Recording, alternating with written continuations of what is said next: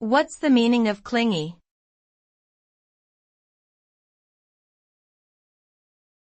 Clingy.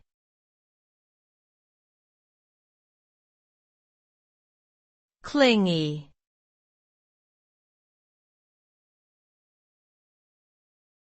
Clingy.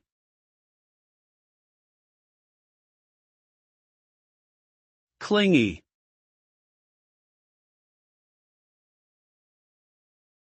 Clingy is an adjective used to describe a person who is overly attached or dependent on someone else.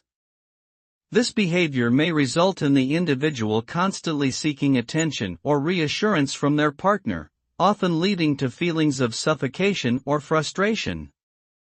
Clinginess can also manifest as an unwillingness to spend time alone or an excessive need for physical contact.